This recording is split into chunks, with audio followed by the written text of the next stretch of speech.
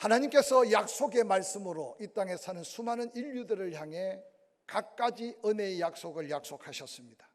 그 약속 가운데 예수 그리스도를 보내시고 그를 믿는 자 구원하고 구원받는 그들 하나님의 자녀와 천국 백성 되는 약속은 예수 믿고 구원받은 성도가 받은 약속 중에 가장 큰 은혜가 아닐지 생각해 봅니다.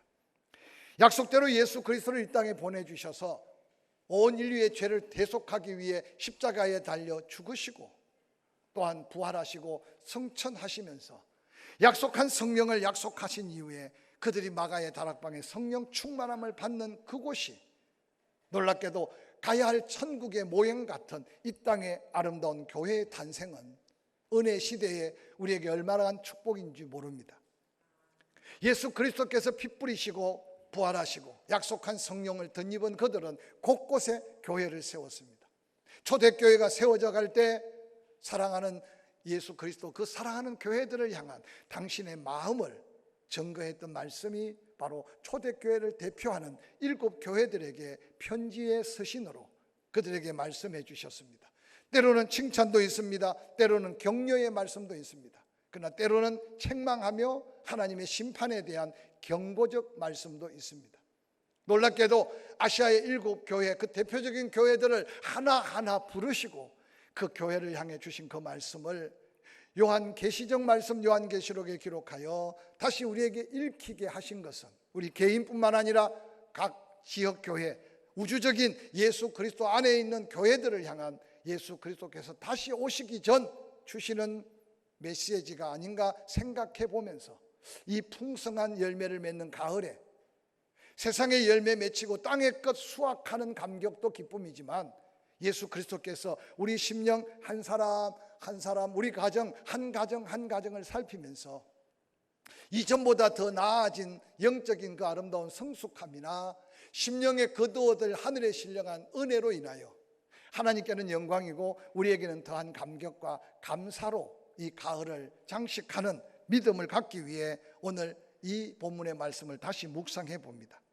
특별히 열심히 있고 영적 진리를 아름답게 지켰으나 첫사랑을 잃어버렸다고 안타까워하시는 에베소 교회를 향한 그 말씀은 아마 이 땅에 있는 교회들에게 가장 큰 도전의 메시지가 아닐까 생각합니다.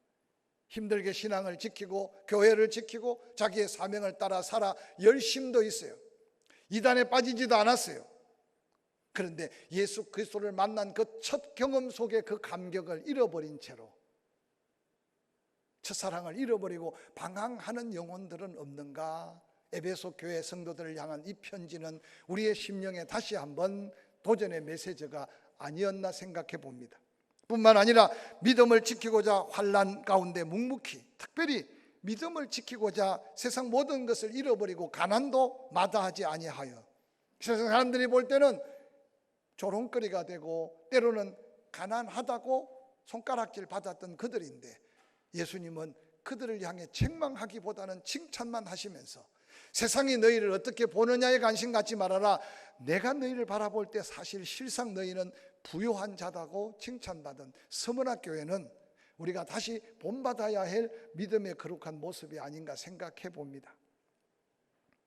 특별히 엄청난 박해 가운데 믿음을 굳게 지켰다고 칭찬은 받았으나 세상적 유혹에 넘어가고 이단의 유혹에 이기지 못했던 책망받은 버가모 교회, 아마 오늘 우리 주변에 끊임없는 유혹 속에 살아가는 성도들에게 새로운 도전의 메시지가 아닐까 생각해 봅니다. 오늘 우리는 이제 4번째로 두아디아 교회를 한번 살펴보려고 합니다. 아시아의 7 교회 중에 도시도 가장 작은 도시였고 작은 도시의 이 두아디라 교회도 가장 작은 교회로 인식합니다. BC 300년경 알렉산더가 건설한 도시에 세워진 교회입니다. 그런데 이 도시는 작지만 도시 자체가 부유한 도시였습니다. 특별히 로마 제국에 상업적으로 크게 성장했고 특별히 염색 기술이 탁월하고 봉제업이 뛰어나서 우리가 너무나 잘 아는 사도행전 16장에 마게도냐 지역 첫성 빌립보에서 사도 바울이 복음 전할 전초 기지를 찾는데 바로 이 두아디라 사람 여인 루디아를 만나면서 바로 그리스 지역뿐만 아니라 지금 로마까지 복음을 전하게 되는 놀라운 역사를 이룰 때 거기에 동역했던 루디아가 바로 이 두아티라 도시에서 믿음의 삶을 살았습니다. 이 두아티라 교회는 사도 바울이 직접 복음을 전한 흔적은 없습니다. 많은 신학자들이 바로 루디아가 다시 순회 사업을 하고 고향에 돌아와서 그가 받은 뜨거운 열정, 첫사랑으로 그곳에 교회를 세웠다고 이야기합니다. 그런데 여러분, 세상의 상업이 발달하고 유통이 발달할수록 그들에게 또 다른 유혹이 있습니다. 특별히 상업적으로 네트워크가 없을 때 이 두아티라의 이 염색 사업을 하는 사업, 재련 사업을 하는 사업들이 조합을 이루기 시작합니다. 그리고 그 조합의 안영을 위해 수호신을 세웁니다. 그래서 두아티라 도시의 주신은 아폴로신이고 도시의 여러 조합들이 축제를 할 때마다 우상 앞에 먼저 제물을 드리고 우상 숭배를 하게 되었습니다. 그래서 두아티라시에 사는 사람들은 자기도 모르는 새 우상 숭배에 노출되기가 쉬웠습니다. 뿐만 아니라 이 도시의 특성은 그곳에 주석을 발굴하게 되었는데 로마의 군병들이 쓰는 철모를 만드는데 이 두아티라시에서 나온 주석은 아주 중요한 요소가 됩니다.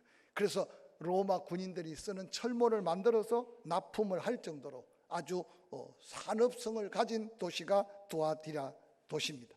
근데 영적으로 보면 두아티라 교회는 복음이 전해진 에베소 교회를 통해 두 교회가 좀 더 다른 모습을 발견하게 됩니다. 에베소 교회는 영적으로 온전함을 위해서 몸부림쳤는데 두아티라 교회는 세상적인 것은 풍요롭고 성공적이고 또한 그 모양이 아름다웠는데 영적인 모습에 유혹을 받아서 책망받고 있는 모습은 똑같은 시대 속에 살고 있지만 영적인 면이 다른 두 교회를 대칭하여 설명하고 있습니다. 이 두아티라 교회를 향해서 말씀하신 예수 그리스도의 모습이 다른 교회와 다릅니다. 요한계시록 2장 18절 두아티라 교회 사자에게 편지하라. 그 눈이 불꽃 같고 그 발이 빛난 주석과 같은 하나님의 아들이 말하고 있다. 오늘 두아티라 교회를 향해 말씀하시는 예수 그리스도를 그렇게 표현합니다. 두 눈이 불꽃 같다. 또한 그의 발은 주석과 같다. 그가 바로 하나님의 아들 예수 그리스도가 두아티라 교회에 말씀하고 계신다. 그 눈이 불꽃 같다는 것은 사람의 마음속까지 다 살펴서 알고 계신 예수 그리스도, 그 발이 주석 같다는 말씀은 여러 가지 의미가 있겠지만 그 강력한 권위, 강력한 능력을 의미합니다. 그가 밟으면 모든 게 다 부서뜨려지고 모두 다 지배당하는 그 강력한 심판의 능력을 가지신 예수 그리스도께서 두아티라 교회를 소개하고 있습니다. 여러 교회들과 다르게 두아티라 교회는 초대교회 가운데 가장 놀라운 변화를 가지고 있는 교회입니다. 즉 처음보다 끊임없이 세월이 지나고 시간이 지날수록 예수 그리스도께서 보실 때 성숙함과 부흥과 또한 그리스도의 영향력을 아름답게 펼쳐지는 교회로 소개하고 있습니다. 사랑하는 성도 여러분, 그러나 두아티라 교회의 놀라운 선행, 칭찬은 우리가 다시 한번 돌아봐야 합니다. 요한계시록 2장 19절에 두아티라 교회를 향한 예수 그리스도의 칭찬입니다. 내가 내 사업, 사랑, 믿음, 섬김, 인내를 안다. 초대교회 7교회를 칭찬하실 때 이렇게 구체적으로 어떤 면에서 세상적이고 인간적이고 육신적이고 사람의 눈에 보이는 이 부분에 대한 칭찬을 하고 있는 두아티라 교회. 왜 이런 세밀한 모습으로 칭찬하실까? 그것은 아마 처음 시작이 보기에 너무 미약하고 처음 시작이 보기에 너무 어려웠던 교회였을 것으로 추측합니다. 예수 그리스도께서 말씀합니다. 너희들의 사업을 내가 알고 있다. 종종 목회자들이 간증할 때 제가 처음 부임할 때 집들도 없었는데 지금은 다 집들을 가지고 있습니다. 이 표현으로 이해하면 될 거예요. 처음에는 자립할 수 없는 사업에 어려움이 있었는데 하나님의 은혜로 다 각자 풍성한 사업을 누리고 있습니다 라고 말할 때 우리 한국 교회 안에 이 같은 은혜를 잊고 사는 사람들이 수없이 많다는 사실을 우리는 기억하게 될 것입니다. 하나님은 우리의 삶의 현장을 다 살피고 계시는 불꽃 같은 눈을 가지신 예수 그리스도이심을 오늘 두아티라 교회를 통해 살피시기를 주의 이름으로 간절히 축원합니다. 그들의 사랑 또한 처음 복음을 받을 때 바울에게 아니 기적과 표적을 보고 모였던 그들이 아닙니다. 아마 루디아의 간증과 루디아의 고백을 통해 그들은 모여들기 시작했습니다. 빌립보에 일어났던 그 엄청난 기적들, 그 누군가의 전한 복음으로 한 사람 두 사람 모였으니 그 교회 시작은 아마 심히 미약하지 않았겠습니까?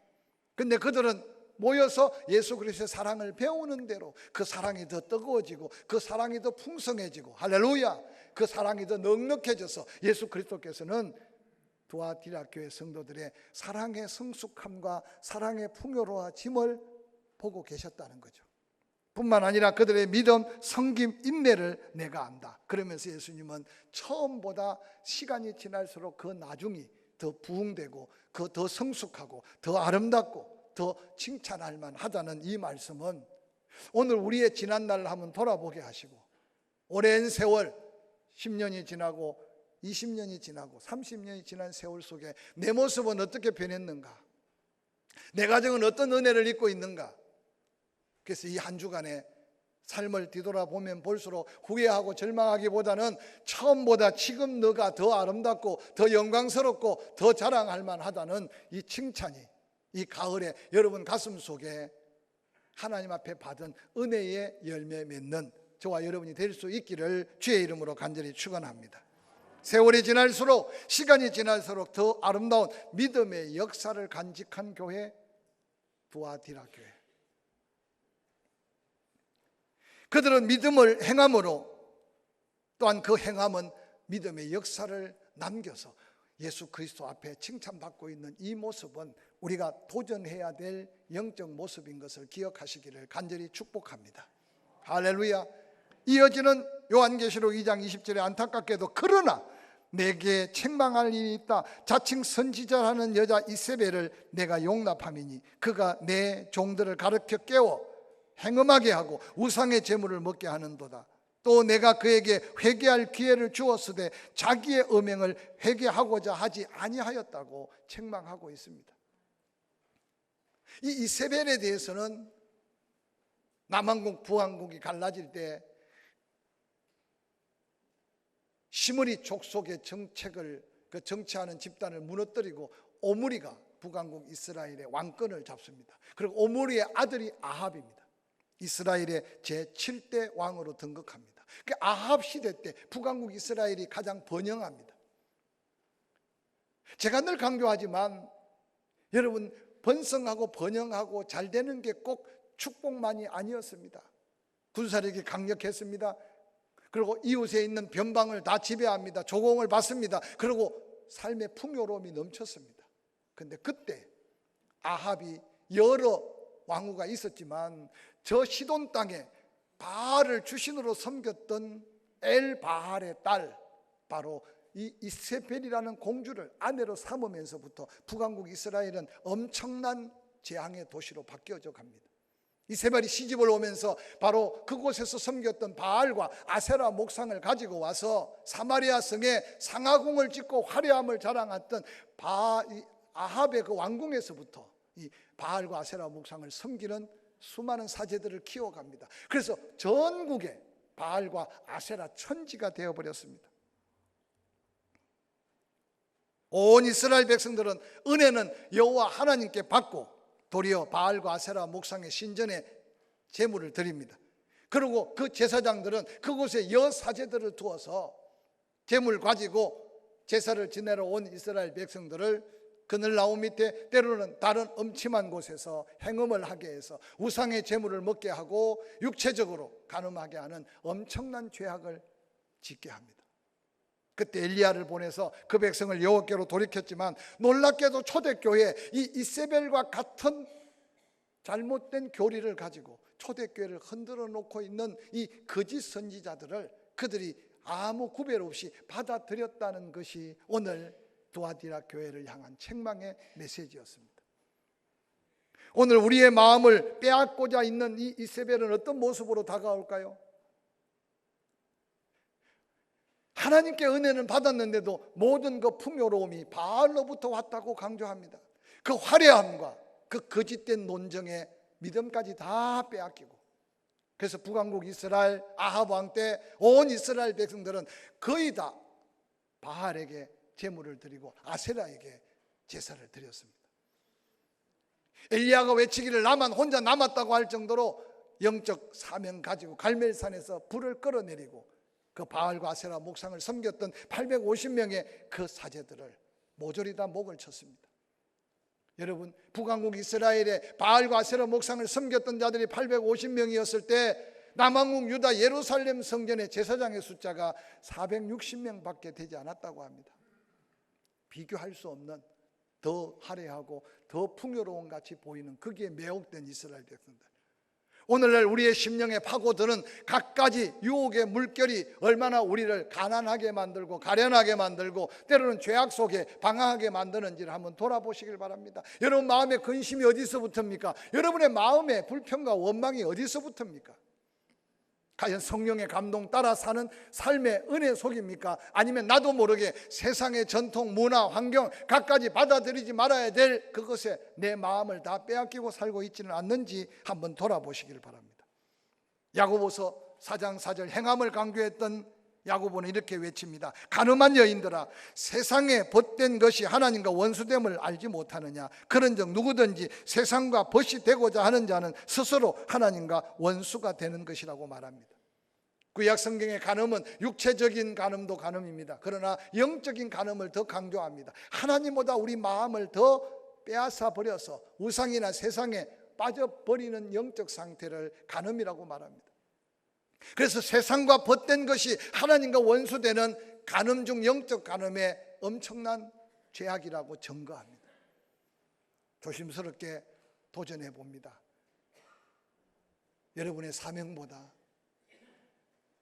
예배하는 교회보다, 내가 은혜 받은 예수 그리스도께 받은 은혜보다 세상에 무언가 더 내 마음이 이끌려지는 유혹 앞에 오늘 이 두아디라 교회를 책망하는 이 음성이 가는 길을 멈추고 돌이키게 하는 은혜의 메시지로 다가올 수 있기를 주의 이름으로 간절히 축원합니다.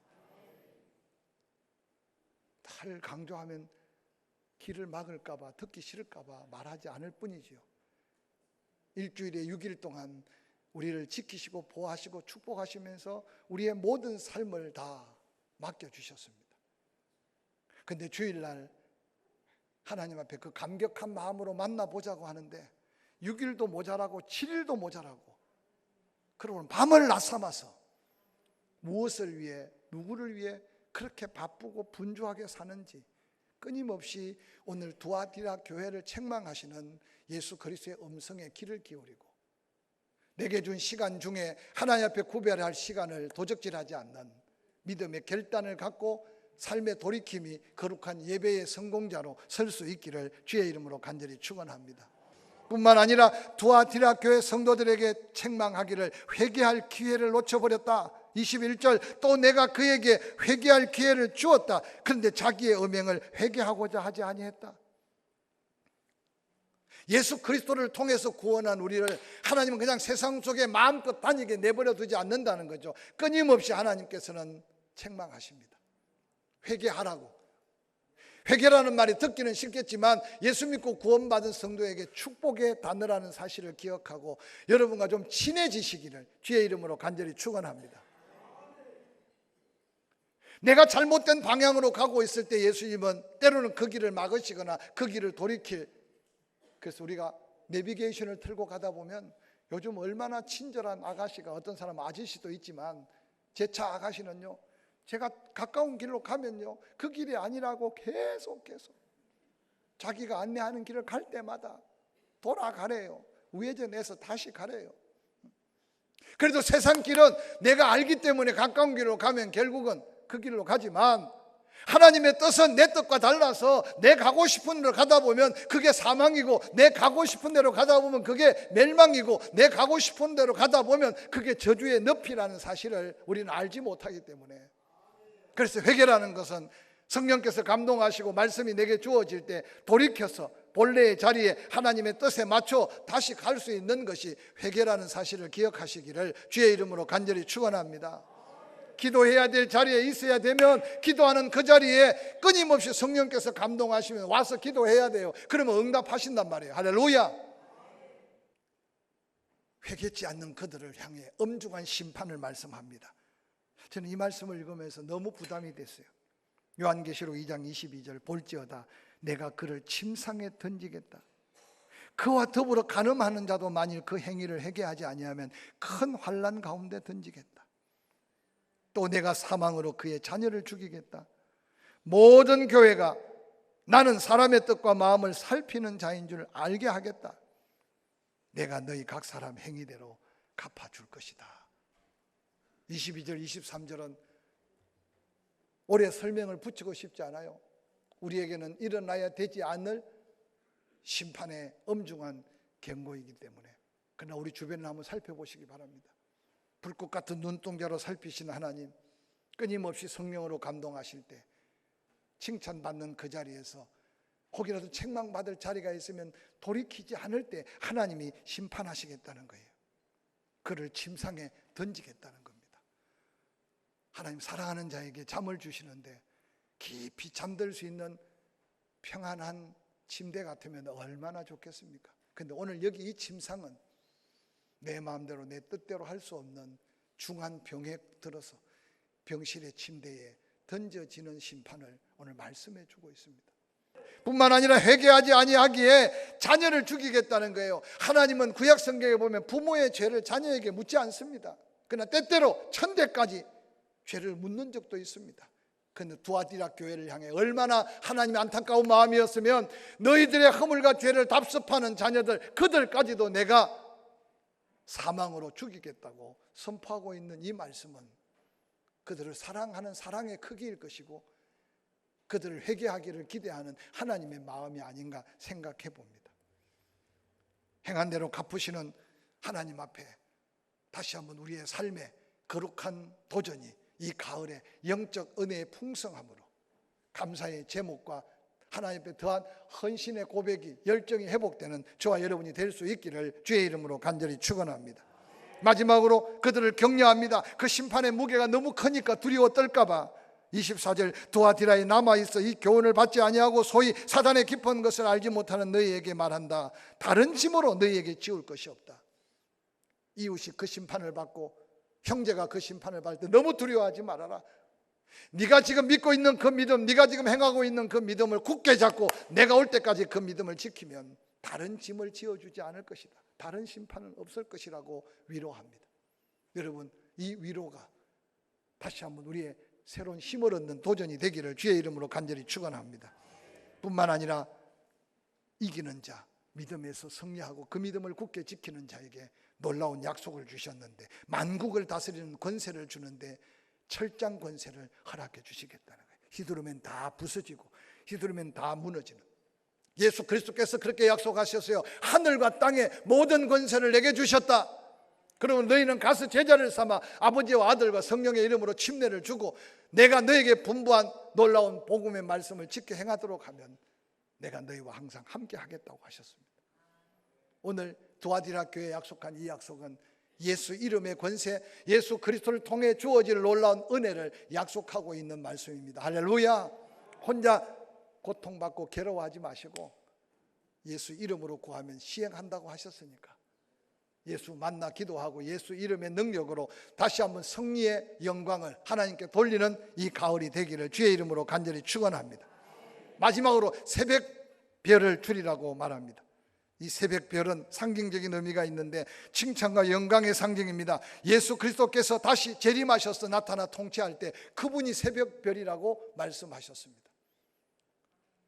신명기에 말씀합니다. 말씀대로 순종하는 자녀 머리 대고 위에 있게 하겠다고 약속하셨습니다. 하나님의 영광을 위해 사는 자 정오의 해처럼 하나님이 높여서 쓰시겠다고 말씀하셨습니다. 사람이 나를 인정하지 않을지라도 하나님께서 높이시면 칭찬과 영광을 덧누리게 하실 그 은혜를 기억해가면서 이 한 주간, 이 한 달, 이 가을 다시 한번 믿음을 재단장하고 칭찬받는 포항침례교회 자랑스러운 성도들이 될 수 있기를 주의 이름으로 간절히 축원합니다.